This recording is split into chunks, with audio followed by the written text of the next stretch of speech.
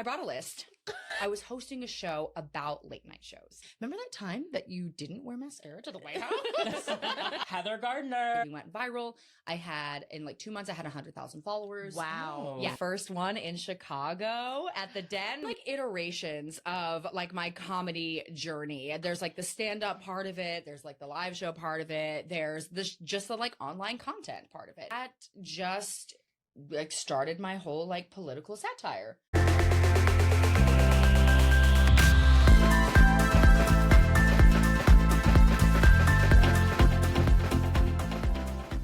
Welcome back to Blonde Highlights. Today we have a very special episode. We have comedian, political satirist, and host of the Star Spangled Banter, Heather Gardner. Yay! I was so excited to be here. I don't know why I thought there'd be like applause. Like, I honestly kind of did too there for a second. I thought you did it so confidently. You're like, yeah. Oh wait, no, it's literally just us.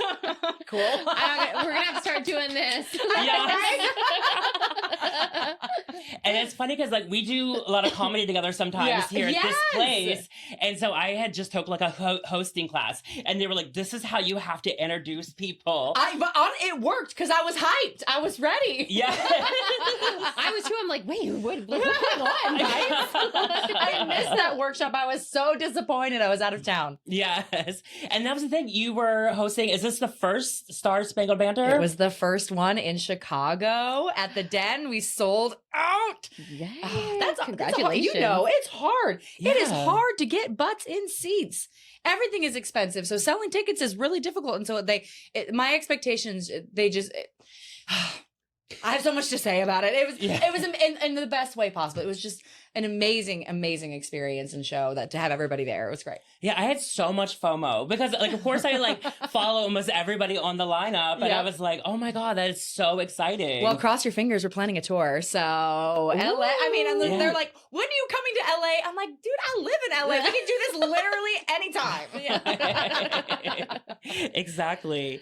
And so like we do a segment that's like our highlights and lowlights. Uh-huh. Do you have any like highlights right now? Well, yes, the show in Chicago. I mean, for real though, because like you're in the comedy space. You're not in the comedy space. I mean, like I'm funny, but I'm not a comedian. You're like, I'm ready anytime. Like I've just been waiting, but no, but I mean, that was my first show that I produced ever out like for a live audience. I've been producing, television shows and podcasts and all these things for many, many years, but that was my first like live show experience. And I booked talent for the first time, which I had never done. And I've had this vision and this dream for like literally years to have some sort of like kind of like a traveling late night show vibe.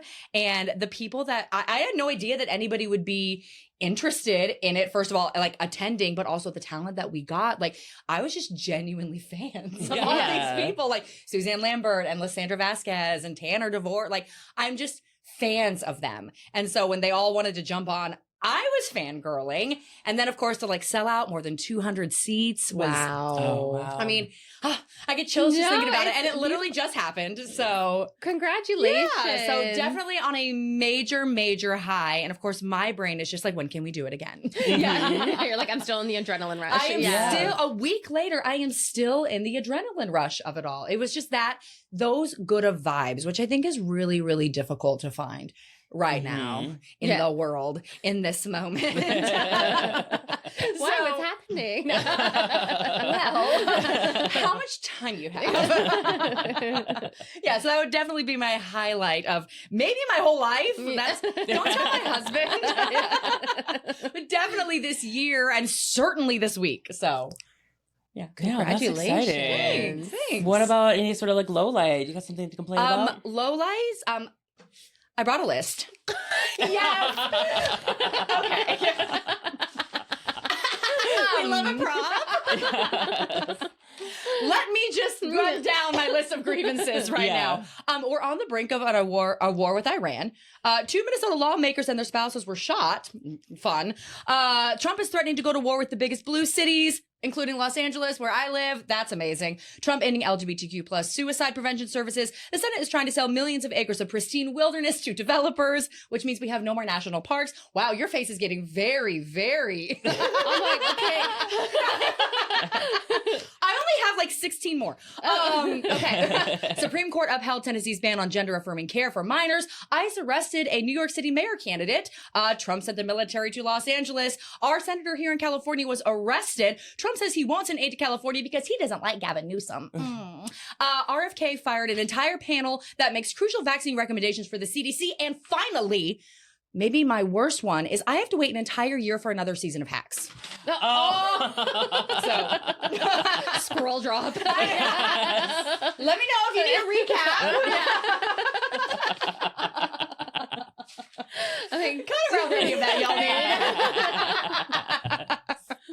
I'm buckled right in right now. I'm She's like, wow. I don't even know where to go from here. I'm like, No, we love a prepared queen. Like, she brought the squirrel. I was about to say, like, you asked for my lowlights. I have quite a few.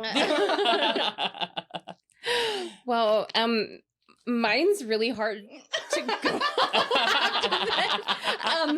My low light is that I got my lashes tinted and it burned me. I love this game that I feel like progressives and liberals play this game the most. Like, who's suffering the most right now? Okay. I feel like we should all take time to mourn also your lashes. Okay. I know there's a lot happening in the world, but this is important. I know. Yes. Like, I am in Canada. Like, I'm sorry. Like, I don't. I'm sorry, guys. You're like, these are your problems, not mine. So yeah, like my eyes were on fire. That does suck though. It's not like trips being sent to your streets or anything, but I'm sorry.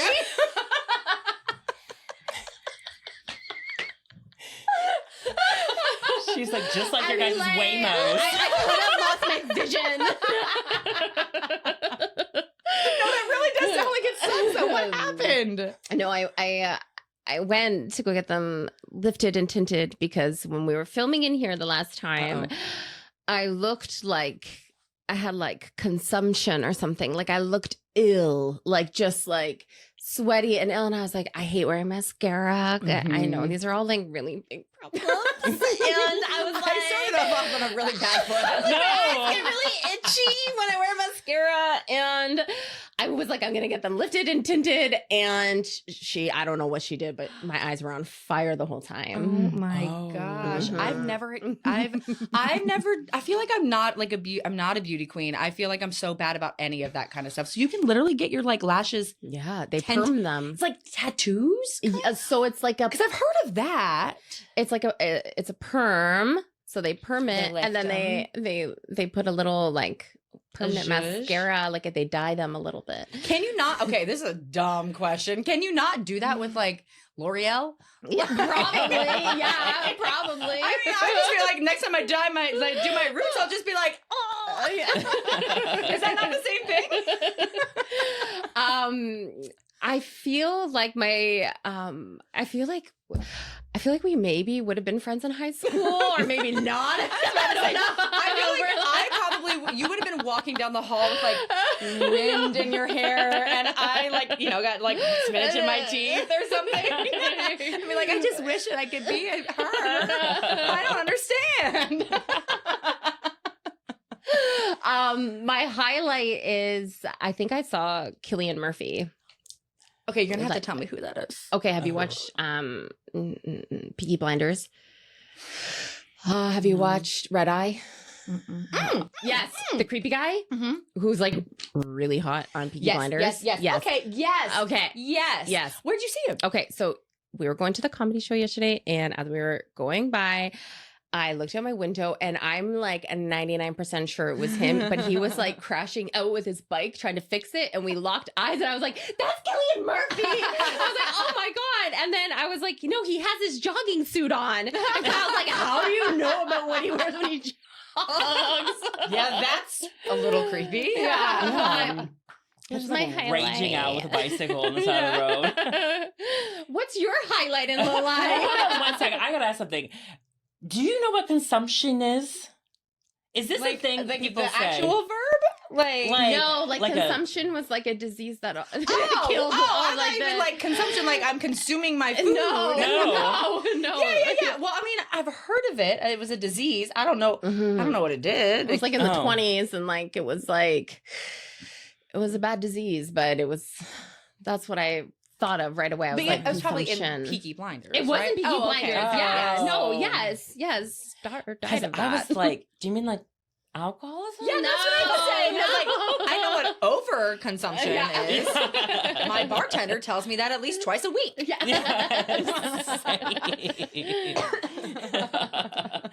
Okay, so I mean, my highlight is, and this is like, I'm prepared, okay? But basically, for the first half of this day, I left my car parked at a meter in West Hollywood.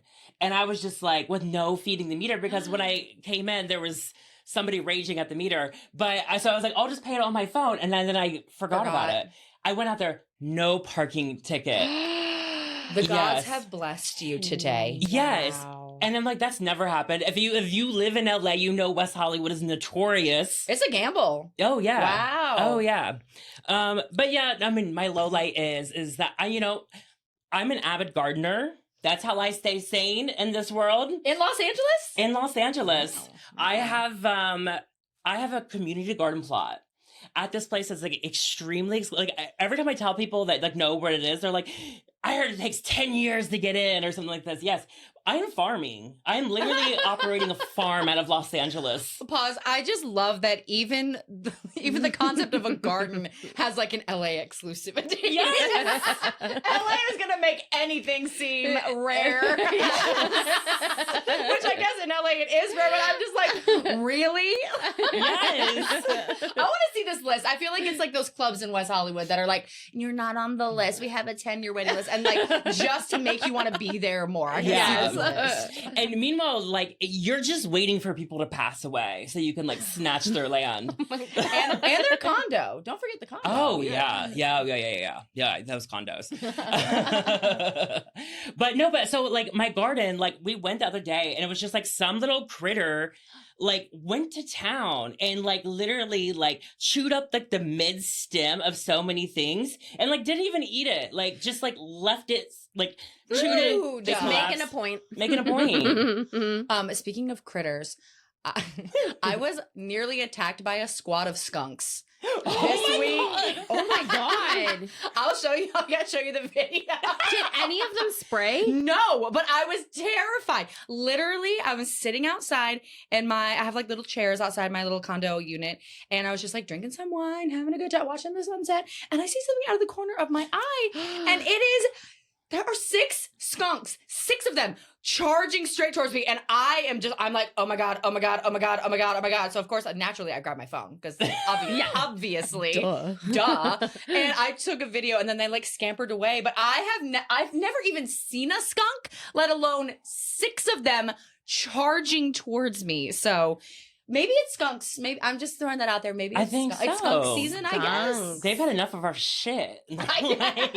I was gonna say, I was like, did you get sprayed? Because you don't smell. Because once you get sprayed, you cannot get the smell out. They were coming straight towards me. Oh my God. Straight towards me. And I was terrified. And then I didn't even move. I was just like, oh my God. And then they just took a little turn and went off into the bushes and I ran back inside. And I showed my husband the video and he's like, are they still there? And I'm like, you're going to go out there? And no, he wouldn't. He just like opened the window. He's like peeking out. He didn't see them, but I got video proof. Oh my God. Yeah. One of my favorite things to do is like my comedy brain is like humanizing like animals. And I just picture them being like, they're just like up to mischief and they're like, you guys, let's go scare her. Right? She's going to be terrified. We're not even going to do anything. We're just going to like stand here. Let's just intimidate her. Yeah. They're like, we're so little. Look at that big human running away. I know. They were little. They were like actually little babies. Like Aww. it was like mama and babies. And once I like got to see the video and look at it, I'm just like, oh, y'all are kind of cute from like a very far. Yeah, from inside the house. Inside the house, y'all are cute. Mm-hmm. We have a lot of dogs in our place, so I don't know how long. You know, spring sprung. All the little creature babies are everywhere. which is adorbs. Yeah. Love it. We the little creatures. Yeah, little creature babes. So, getting to the questions, like, how did you Yeah. get into comedy originally? Oh, this is my favorite story. Mm. Well, so there's been like iterations of like my comedy journey. There's like the stand-up part of it. There's like the live show part of it. There's this just the like online content part of it. Mhm. And that's where it started, was online comedy. And in 2020, when the world was somehow even worse than it is right now, I didn't know that was possible. But so I look back at 2020 and I was like, wow, what a crazy time. Yeah. I mean, honestly, I had hosted a show on Quibi. Do y'all remember what Quibi was? Oh, of course. Yeah. Yeah. Nah, it's fine. It lasted like 6 months and it was like supposed to be like this big streaming network. And I was hosting my very own show. Wow. Yeah. And at that time I had been a television host for like 10 years. And this was like Oh. the top of the top, like my own show on a network. I had like a dressing room and a salary and like all the things, writers. And I was hosting a show about late night shows. And that's my dream, is to be like a host of a late night show. Oh, yeah. Or whatever the iteration of that is next in this crazy world. So it was like my dream job. Well, then we go into lockdown in COVID, Mhm. and I ended up filming the show in my living room for like 6 months. Love it. But because we were all like locked down and nowhere to go, we had all this equipment, like very similar to like the kind of equipment that's set up here. They set up a whole set in my house. I had all this equipment. I was getting so angry at the world, and I would just yell every single day at the mean orange man, who shall not be named, again on this podcast. And my husband finally was like, babe, you have a lot of energy and it seems like you have a lot to say and we have a lot of equipment. Do you want to just like turn on the camera? And that's how it started. By the 4th video that I posted, we went viral. In like 2 months, I had 100,000 followers. Wow. Yeah, crazy, like an insane time. And that just like started my whole like political satire. Yeah. Career. I say career because like as we know in like any creative space, like getting paid to do the things that you like to do is very difficult. Yeah. But that did start me down a path of like the comedy, like the comedic realm. And then a couple years later, I was pitching a show very similar to Star Spangled Banter. Okay. And like a traveling late night show. I was feeling, Biden is president and all that stuff, and the vibes are okay, but not great. And I really did feel like, that sense of like the liberal elite or the political elite. And late night shows are they're hosted by men, first of all, who are typically in their 50s, and after COVID, like there were no women in late night anymore. They all got canceled. Yeah. And that sounds weird to say they got canceled like they did something bad. No, they just happened to be women on television. Yeah. And that is why they were canceled. So I really like felt like there was a need to like not call like states fly over states and really just bring like that vibe of a late night show, which is inherently political and which was my like dream to do, bring it to like people. And so I was pitching a traveling late night show and everybody loved the vibes. Like I went to production companies and they like, this is a great idea, but like, women, comedy, oh, honey, hard. They're like, that's a risk. And then one company was like, oh, we love this idea. Maybe we can get like Jon Stewart to host it. And I was infuriated. And like also the feedback was like, oh, well, she's not a comedian. She's a TikToker. Yes. And I was just like, cool.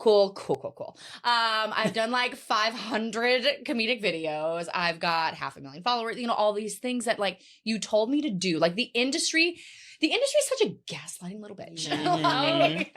I mean, like I'm in the modeling industry, so I'm not in the comedic world, but I understand what you mean by the gaslighting here. But I mean, like, because my whole career, I would like get interviews and they'd be like, you're following. It's not good enough. We really just want someone with more following. So then I go and get the followers and they're like, but now you're just a creator. You're not really in this space. And I'm like, great. So I got this feedback back from my agent who was pitching my show. And I literally picked up my phone and I signed up for a stand-up class that minute. And Go. that is how 2.5 years later, here we are. No one can say that I'm not a comedian. I was like, fine, if the industry needs to see me on stage telling traditional jokes, like, fine, will do that too. And honestly, best thing ever. Like, I remember feeling really like hurt and upset and hot about it. Like, but now it's unlocked something totally different for me that I would have never like unlocked had I not been, I don't want to say forced, because no one forced me to do it, but had I not been pushed in that direction. Yeah, so and here we are. Amazing. And now I can say, like, with full confidence, like, because you asked, like, what is your title? And for a long time, I'd be like, oh, comedian, but I don't know. Now I can say with full fucking confidence, I'm a comedian, and I love it. I've seen you perform many times. Aw, You're so good about Thank it. you. Where did you go for classes for comedy? Ooh, if you don't mind saying. Oh, of course. I don't think he'll mind me saying either. Jerry Katzman, Okay. who's one of many like places. I know Pretty Funny Women is another big one. They're all like in that same like realm, and it was a pretty intense like 12-week course. And I will say, like, I had taken classes before. I guess I did miss that part of the story. When COVID had just started, Second City, which is based out of Chicago, this was back in like everyone's trying to figure out Zoom era. Yeah. And everyone was also just trying to figure out how to keep their businesses alive. Yeah. So they were offering stand-up classes for like $100, which is something that Second City doesn't do. And they were offering them online, which is also something that like Second City had never done. But this was a weird time. And so I signed up for like basically a stand-up class. And it was weird and through Zoom and really bad. Like if I looked up those tapes and stuff and my writings from it, I'm like, nah, but I was bored. And that was like the person, the instructor was like, oh, like you should continue this. I'm like, great, how? And I was like, should I take another class? And they're like, well, ordinarily I'd tell you to go to open mics, but there are none. Yeah. So why don't you just start posting videos? And that's what happened. But yeah, but I had taken 2 courses with Second City, like all on Zoom. And I went to one open mic, not prepared at all for how it was going to be, and flopped and it failed. And I was just like, okay, well, my writing's better, but I'll just use this for my videos. And I remember going to a showcase of a coworker of mine. Actually, I don't think she'd be mine. Julie Berkey, who's always here. Yeah, who was in the show last night. She performed last night. Yeah. Julie Berkey is she's actually another catalyst of this, because we were working together. And she said, come to my comedy show. And I was like, you do comedy? She's like, I do now. I took a class. So I went to the comedy show, and it was Jerry Katzman's. And he said at the top, he's like, none of these people have ever done stand-up before. And I was so impressed with their stuff. And I was like, I took 2 classes and I don't know how to do that. Yeah. I can't do that, you know? So then literally the next day is when I got that bad feedback, and Julie was like, you should do this class. I'm like, I am so busy. I ain't got no time. I got nothing. And literally the next day was when I rage signed up. It was honestly like the universe. It was like meant to be. Yeah. That all just lined up like that. Cause I was like, it would have taken me at least 6 months to be like, where's a comedy class? You know? Yeah. If not for Julie, if I had not had literally just seen her stellar, amazing first performance, and I signed up. And yeah, it was great. It was 12 weeks. And like the thing about that class that I really enjoyed and was different from like the Zoom classes was there was a community. Like there were 12 of us, I think, 12 or 13 of us. And we ended up going to mics together. Yeah. And that was, if I had had that from the beginning, it would have been a much different experience, because you don't know when you go on. It is scary, to go on those stages, especially when you're first starting out and nobody's laughing at something that you think is hilarious, and then your confidence goes down. But to do it with other people was so amazing. And a few of those people, I literally just had another writing session with them this past week, because we've stayed in touch and we support each other. And they're some of my best friends, not only in the comedy world, but just in general. And that community that comedy builds, so good. Yeah. Kris tried to lock Julie in a bathroom last night. Wait, what? Yeah. Oh my God. No. Violence. Okay. So not my best friend, Julie Berkey. Okay. So I was going to the washroom and at the Kookaburra Lounge. Yeah. Those are, you could get locked in there. Those are floor to ceiling doors. Okay. So Yeah. I was coming I was trying to go in and she was trying to come out, and we were both pulling, I think, for a second, not realizing that there was someone, both of us not realizing there was someone on the other side of the door. And we opened it up and I was like, oh my God, I'm so sorry, because I was the one that was I'm like, I'm a brute, and she's not a brute. She's teensy tiny. So thank God I wasn't like, hey, let me in. Oh my God, that's so funny. Well, I'm glad to know that she's still alive. Yeah. Yes. But I'm not in the comedic world or anything, but I did go to that show last night, and I was saying to Kyle, I was like, it feels like such a positive and like beautiful community that like I was there and I was like, I want to be a part of just the positivity and the empowerment. And there was zero disrespect. There was, everyone was very respectful to when somebody else was performing. It wasn't like everyone was just like going on their phone when it's not the person they know or anything. So I think it's like a really cool community. Oh, I think so. And that's a testament to Genesis, who was on your podcast. I mean, what Genesis has built with Witty Titties is, she should pay me for the plug. No, no. But what she has built is truly, truly rare. Because I came into Witty Titties about a year ago, and about like a year and a half into my like stand-up journey. And it's my favorite place to go now, because like not every mic is like that, and not every show is like that. Like, she curates an amazing group of women, and it's special and it's rare. And I've been in the Hollywood industry now for, how old am I? 15 years, 17 years, like way too long. I've never felt a community like that. I've been hosting, and like the cattiness among women that like I felt when I first got to LA, there's none of that. Yeah. In this, like, I mean, there can be, but not in the spaces that they've created. Yeah. Yeah. And jumping back a little off topic. Yeah. We just missed each other because I was Second City too. And I took the last Comedy 101 before the pandemic started. Oh, was it online too, or was it in person? No, it was in person.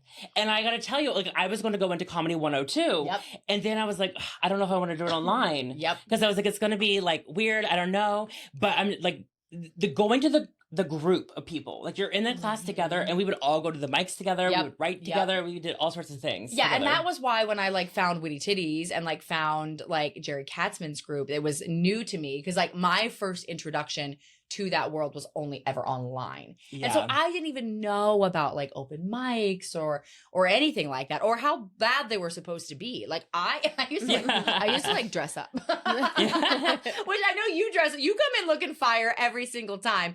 But now I'll come in my sweatpants. Yeah. But I used to like dress up. I would think that this is a show. No, this is not a show. And I would get like disappointed if things didn't work out, but I didn't realize at the time that was like the process, just because I'd only ever done it online. I didn't even know what like laughter was like, because we were all on mute. Yeah. You know? Yeah. So it was really a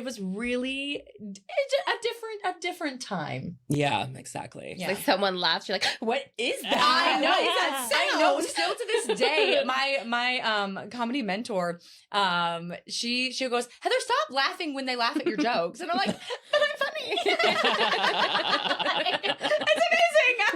And it's also like, I mean, I've done all these like comedic videos and stuff too, but I don't have the luxury of watching people watch them, right. Which that sounds creepy saying it like that. But like, you post it into the world and you have no idea. Like, it was actually pretty shocking to me.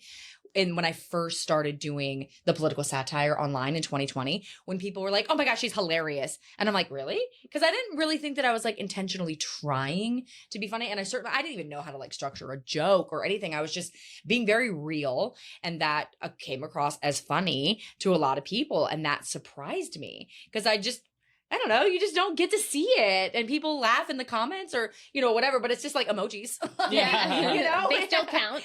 They count, but like on stage, when you hear people laugh at what you say, it's a completely different experience. Mm-hmm. Like we did at the show in Chicago, part of the show included like a slideshow, like a multimedia slideshow to kind of, my whole thing, because I can't just be a comedian. I want to laugh, and we want to learn as well. That's like my shtick. That. Yeah, because like there's a lot going on in the world, and we should all be aware of it. And if I can make you learn about it through laughter, perfect.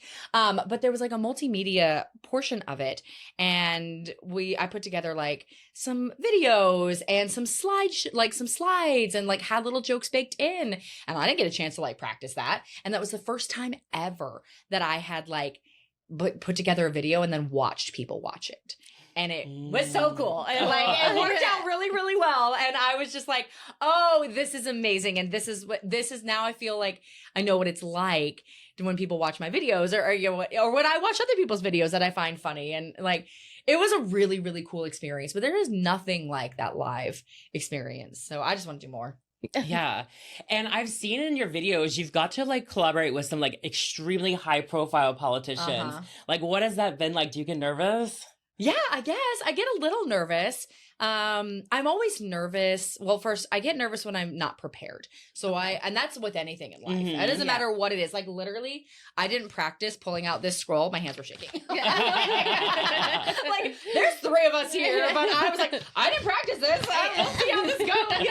You know what I mean? Like I get nervous if I'm not prepared. So I just always make sure to prepare myself. And I get nervous like the anticipation. Yeah. Like when you're backstage waiting for them to call your name for a show, or when you're here like waiting for that guest to walk in, I get nervous. But the second, like I don't know what happens. Like I just like it'll spark something happens, and it's just okay. And then afterwards, I'm just like, what happened? I like black out. I'm like, did we say something? My husband told me at the show in Chicago, I missed a joke that I have been saying for months. I missed a line. And I was like, what? I did not. And then I thought back and I was like, I did. Because I feel like I black out, you know? And then you're like, what did I say? What did I do? No, but like, I just always try to prepare myself. I do get a little bit nervous. I also like, it's weird having like high profile people want to talk to you. That's a weird and new kind of experience, because I've been doing the content creation like game in the political space now for 5 years, full time, but I also had a part-time job on the side.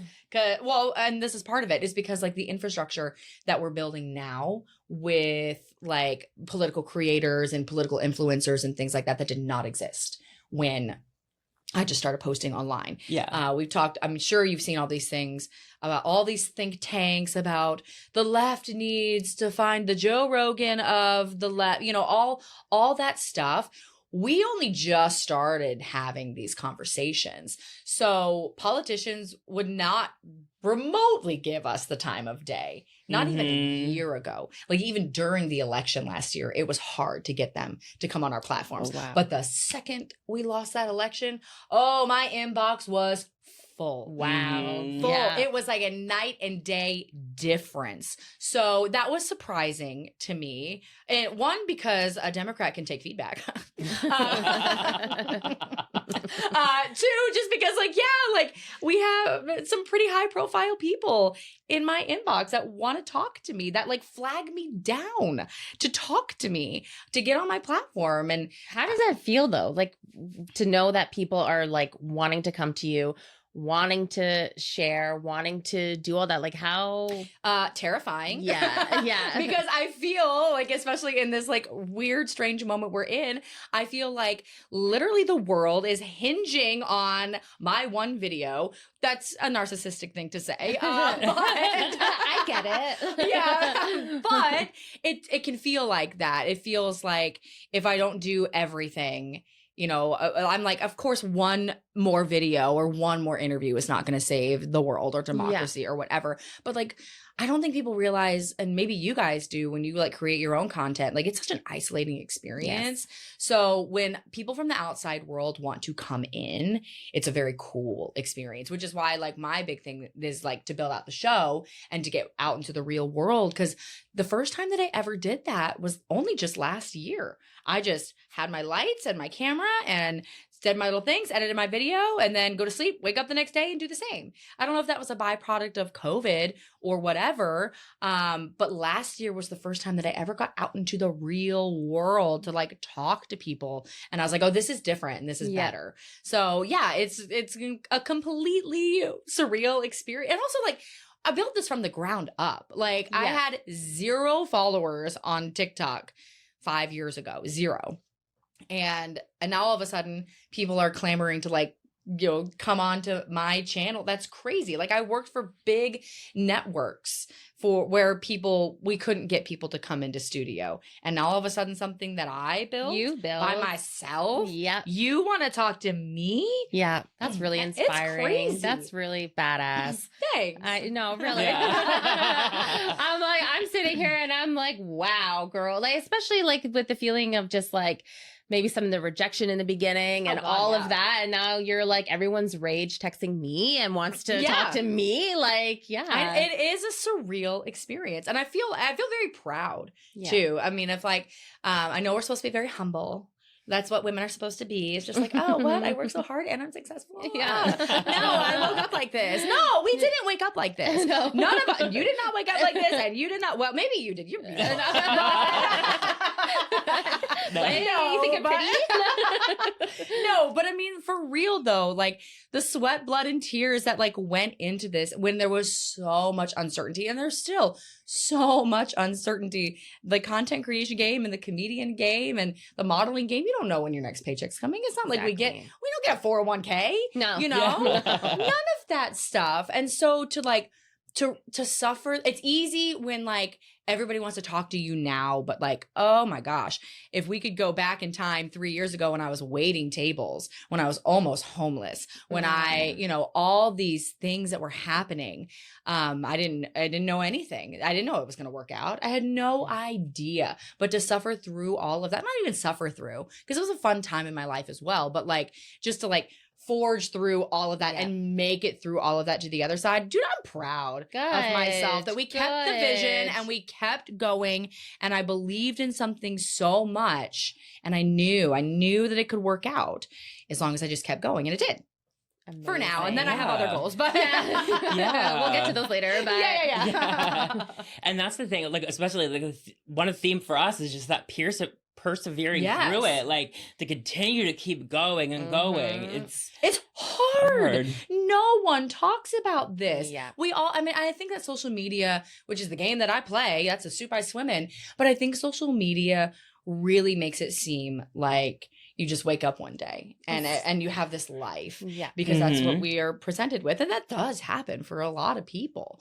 It didn't happen for me, but I think people just miss. I think people think that like creating content is one easy and it's an easy life, and they don't see all of this. I really commend the creators, and I'm going to start doing this as well, who really show the nitty gritty of it, because I just think there's like such a misconception that we just wake up and have everything. And it's just not true at all. I've been working my ass off more than 12 hours a day for 5 years, working other jobs, and I'll tell you, like, almost every other comedian that I know and every other political influencer that I know has other jobs. Yeah. Because it's just a hard business to be in, but our passion is, in one direction. And it's just, we don't talk about that enough. Yeah. I have another job even now. I'm not waiting tables anymore, thank God, but I edit videos for someone else that pays my salary, and then I sit there and I cry when I have to edit more videos for myself. No. But we don't talk about that. Yeah. No, and I think you're right. Like there's always that that image that it's just like they have it all. They have whatever and this and that. And I think it's kind of a weird I don't know if it's a stigma, but just like a weird thing that people don't want to admit that they maybe have another job, because it's like, I can't show that I make money somewhere else. Right. Like, well, actually, my manager for a really long time, love my management team, but they did recommend that I not share that I waited tables. Yeah. And I'm over that, clearly. And this was maybe like 3 years ago. And I only just stopped waiting tables last September. It has been not even a whole year that I have been out of that, that space. And there's nothing wrong with that whatsoever. It was just like, but people just assume that I'm making all this money going to Washington or, and talking to, I don't get paid to talk to Congress people. No one's paying me to do that. I was going to say, has someone paid me to do that? To talk to a congressperson? No one has paid me to do that. I'm like, let me just make sure I'm factually accurate here. That don't matter anymore. Seriously. Oh my God. I was about to make this very political, but I remember so we're not going to do that. No, but like, I don't know why we have to play these games. And especially when I think the number one like career that young kids want right now is to be a YouTuber or a content creator. It's like 90%. Don't check me on that. It's high. It's super, super high. And I was like, okay, but you need to know the realities of this. Like if they're like, if a kid's like, I want to be a doctor, then the parent goes, all right, we got to prep you for this. You got to get this amount of school and this amount of stuff and your residency, and you're going to make this amount of money, for whatever. You're only going to start making money and blah, blah, blah, blah, blah. Like, we have no problem talking about that with any other industry. But for some reason, we're not real with the aspiring creators of the world to tell them what this actually is like. Yes. Yeah. And I don't like, my full-time career is I'm a hairstylist. And I did not know that. Yes. Huh. And I came from like, the era when I came to LA, it was very much like the Instagram celebrity hairstylist and like and like my job was like content creation first, hairstylist second, it felt like. But I watched the toxicity of that really go after a few hairstylists that I knew, because the thing is it was all about like, I work with celebrities. I have done this. I have this. I have tons of money. I can do whatever I want to do. You know what I mean? Meanwhile, and then it's like, I was going on these vacations and like, people were like, fantasizing my life of these vacations, and I'm like, I'm staying in a hostel. Like, you don't even know that. We play this game. It's like, you are not sharing. Correct me if I'm wrong. Were you sharing that you were at a hostel? No. Yeah, I played that game too. We all do. Yeah. Now I'm an open book. I put it all out there to it, but that was that time, and I felt so scared to even show. And I wanted to go stay in a hostel. I wanted to backpack across Europe. Yeah. I wanted to do these things. This was experiences that I wanted, that I would have done even if I had plenty of extra money to do it. Right. But I felt like I would be judged for that, and it would hurt my career. That's what me too. Me too. And it's just like, don't show all your cards, and you want to, you're just successful all the time. Well, bullshit. Yeah. No one is successful all the time. Mm-hmm. God bless you for being successful all the time. And beautiful all the time. No, I mean, like, literally though, like no one is. Nobody is. And this game that we play, and I'm glad that like authenticity is like what's really winning now in this space, and why I'm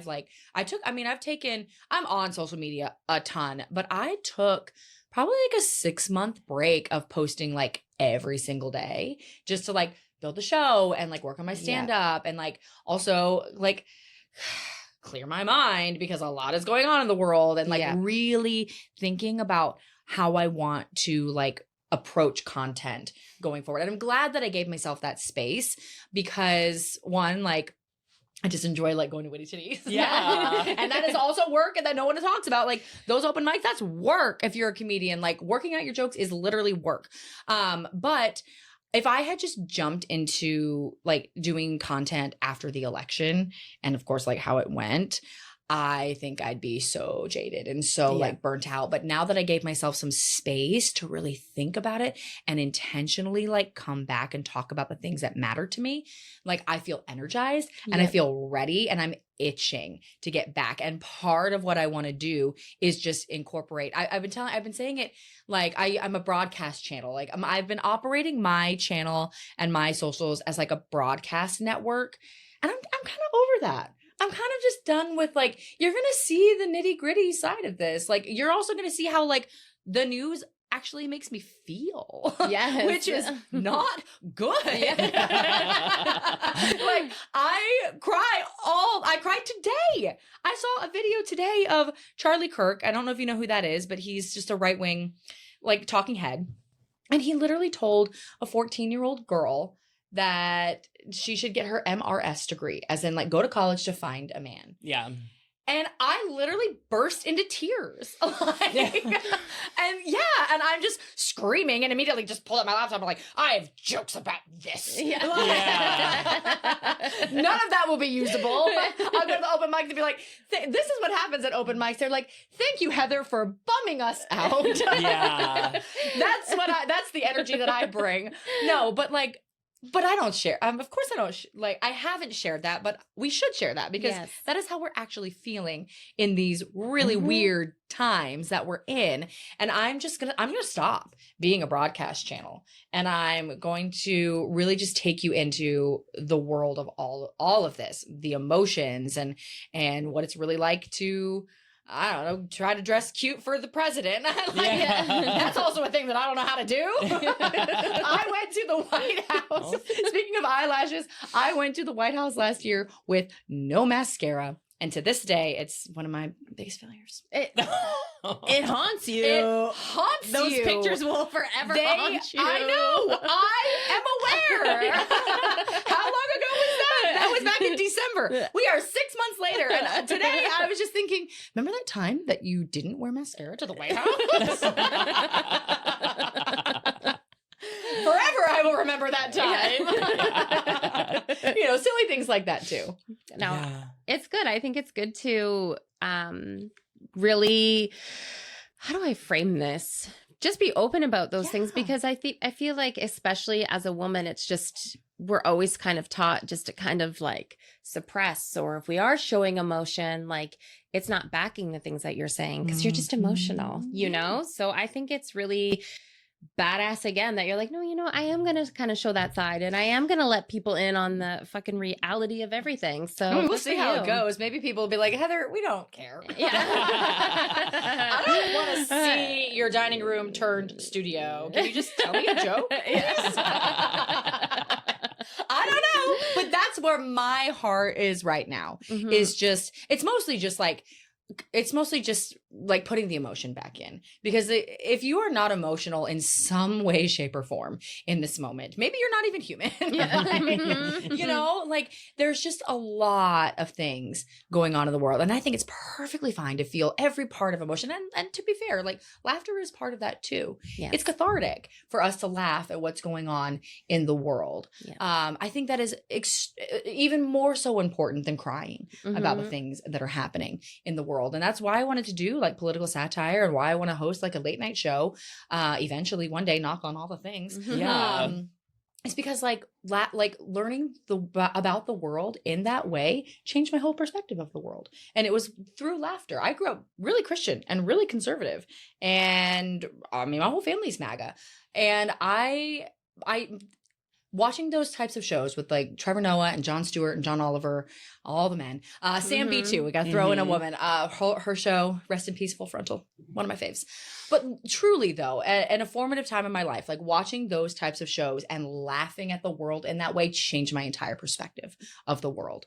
So it is important. Laughter is a huge part of what's happening in the world right now.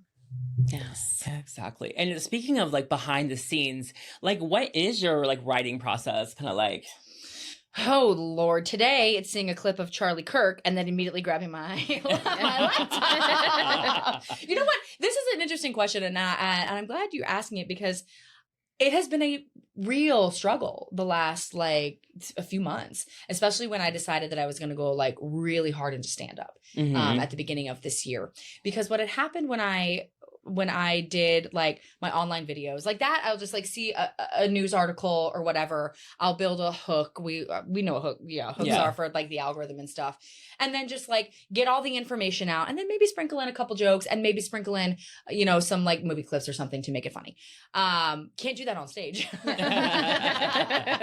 And what I found when I was like a baby comic a few years ago is that I actually wouldn't do politics on stage, or I wouldn't do the things that really like were important to me. I would kind of just stick to like my very boring heterosexual marriage, monogamous marriage, or whatever. I would just talk about personal things, because I could not figure out how to like make people laugh about politics and like the stuff that's happening in the world.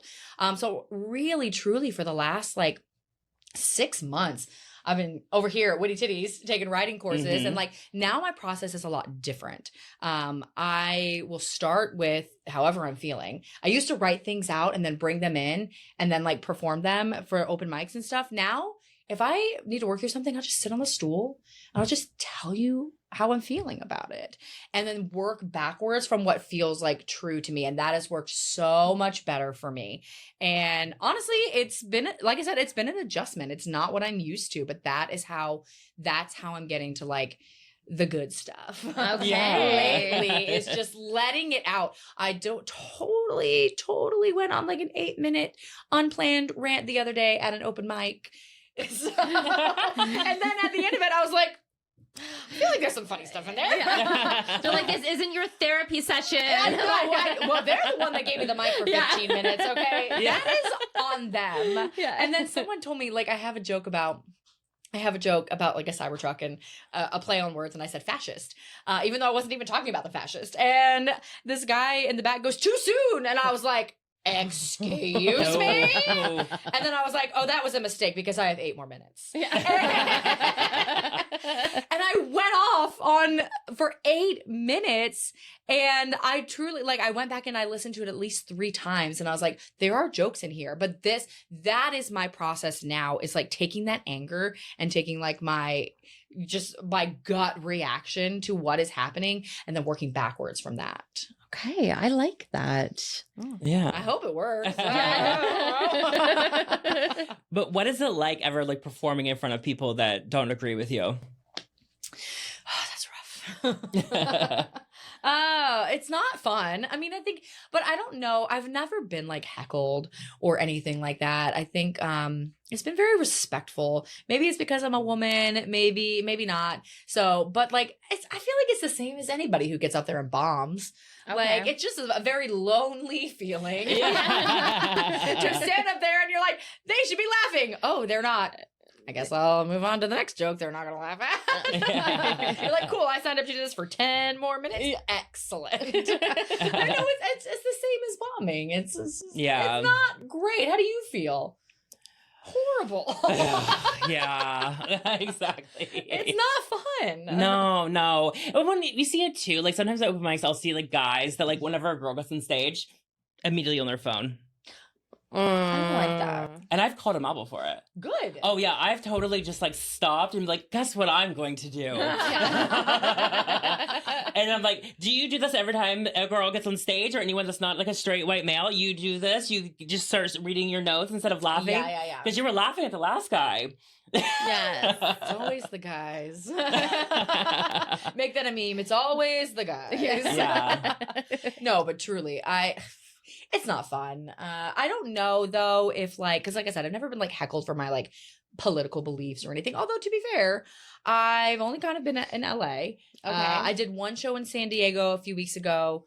Like, and that did not go great. Yeah.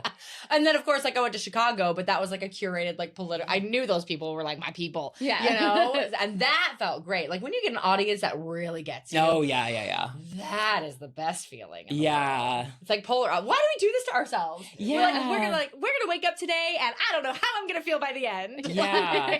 Depending on everyone else's mood. And that's great too, because it's one of those things where it's like, when you're going up to a comedy club, like not everyone knows who you are. Yeah. Not everyone's going to be your fan. But when people like see someone from social media or see someone they know and they are paying to go see people they already like. Yep. They are already on your side. A different vibe. I don't know why we don't all do that. Exactly. No, it's hard. It's hard to do that. It's hard. Dude, I'm trying to just tell people about this show was so difficult. Cutting through the noise that is on the internet and in the world, it is tough. So tough. Yeah. And I feel like, okay, so this conversation, like, I feel like we have touched on everything we were going to talk about and more. Yes. And it just like was so natural, like conversation. Like, I feel like we weren't even asking questions. It just was all coming together. yes. This is fun because usually I'm the one that's asking questions. And I'm like, Oh, I don't have to ask questions. Yeah. No, I love it. Did we come in under time too?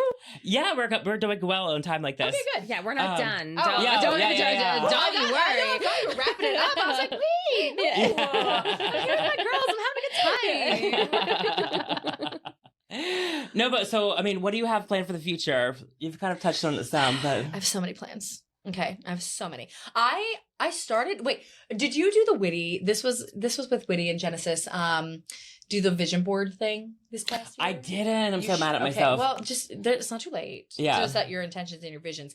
I had never done one until last year. And I went to the one with Witty Titties. Okay. Which was actually at the Crow in Santa Monica. And I was like, oh, I don't really believe in that like woo-woo stuff. I'm like, yeah, I have goals. I'm a very goal-oriented person. I'm one of those people that can never just be content with where they are. I'm one of those 5 years ahead, always thinking. And if I have plans, like every motion that I, take is gonna push me in that direction. I'm very much like type A like that. So I had never really like stopped to like do a vision board. And I did one for the first time at Witty Titties, and every fucking thing came true. Oh, hell yeah. It's a game changer. It's a game. I was flabbergasted. I put a house on Yeah. Amazing. on a vision board. I was like, yeah, right. By the end of the year, we don't have a house now. But we had it. We had a down payment, and I was like, You're that is just taking close the enough. steps. Yeah. We're taking the steps, and like then housing, all the things that have fires, the whole thing. We don't have a house, but like I was flabbergasted at every single thing. So this year, I got specific. Yeah. This year, I was like, I want to do a documentary. I put that on there. I want to do more stand-up. Mhm. I want to be on a panel. Check. All of those things are, happening. I said I want to make $200,000. It's already happened. Yes. Yes. I got Check. so my husband, he was because I put like money on there, and I put 200. He goes, yeah, right. And then, so to be fair, we like our combined income hit 200. Yeah. And then I was like, okay, I still got time to hit mine. Yeah. Like I'm getting yeah. close. And for me, and he was like, there is no way. And when we like counted everything up, I was like, excuse me. Me and the universe. Yes. Made this happen. We're besties now. Like I don't even need you anymore. I just bought a new car that was on my vision list. Wow. Yeah, it was my vision board. All that to say is like, I also didn't believe in that kind of stuff until I did. And now, and I don't know why, because I'm such a goal-oriented person. I just think like seeing it every day, and like I literally have it hung up in my studio. So I can look at it every single day and like see where I'm at and check all the boxes. It keeps you accountable. It really does. It does.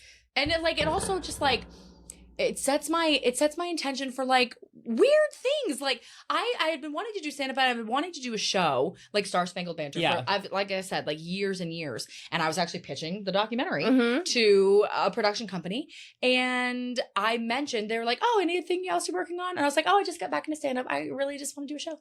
And 3 months later, they come calling, asking if I was doing a show and asking if we can like connect. you. And I was like, what?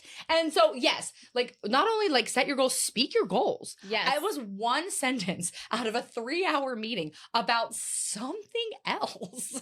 And just because I told them another goal of mine, months later, It happened. months later, we're connected and we're trying to build out this whole like tour now. It's so crazy. So yes, my biggest goal, like my biggest immediate goal right now, is to build out Star Spangled Banter. Yeah. I don't know if we'll change the name. We're toying with it.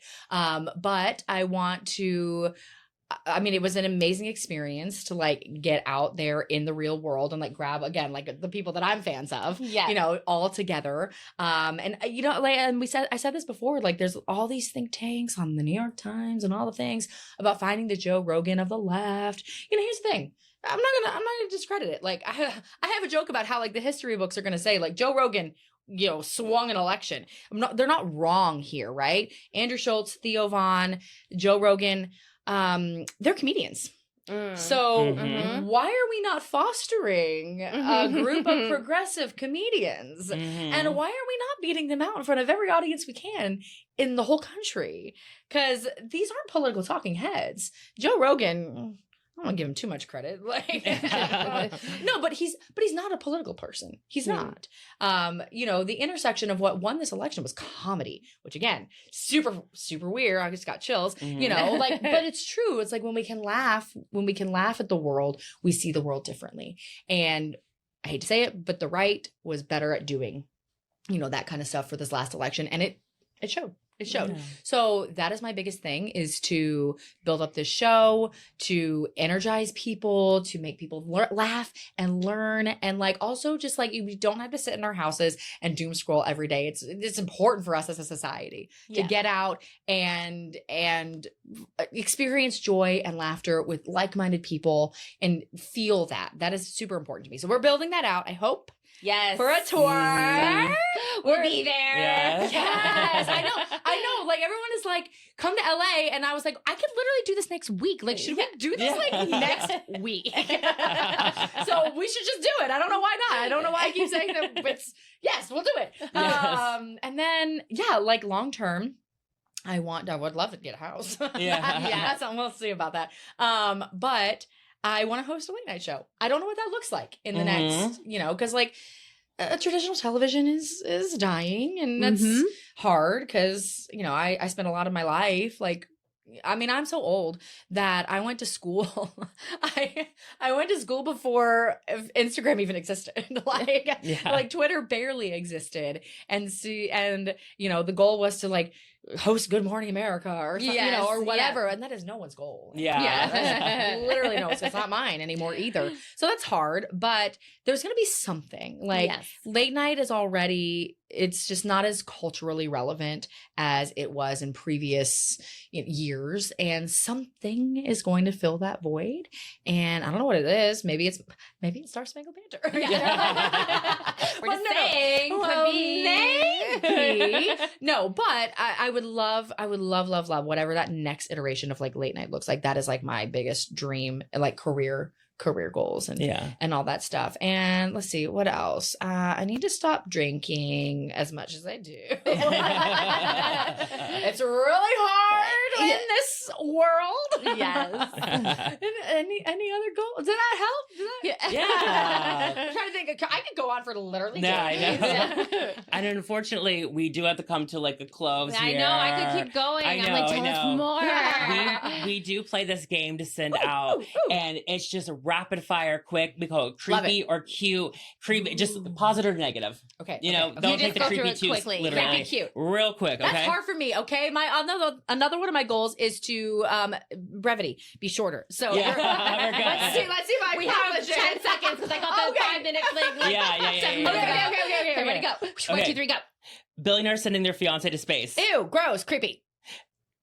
Getting on stage after someone bombs. Ooh, yeah, not great, creepy. Trying to get a perfect tape. Good. Is that what it was supposed to be? Good? Yeah. Cute. Recording a social media video for the 10th time. Cute. Filming content in front of people. Cute. Yeah. Women being called emotional. Creepy. Politician's breath. Ew, bad. I've smelled a few. Carrie Underwood. No, creepy. I forgot for a second that I hate her. No. It's a conflicted situation. I was excited to tell you how much I hate her. Oh, well, unfortunately, that's all we have time for today. Thank you so much for coming in. This was so much fun. So much fun. We will be sure to link all of your handles and everything, but we're sure everyone already knows who you are. So thank you so much for coming in, and we will see you guys next week. Yes. Bye. Bye.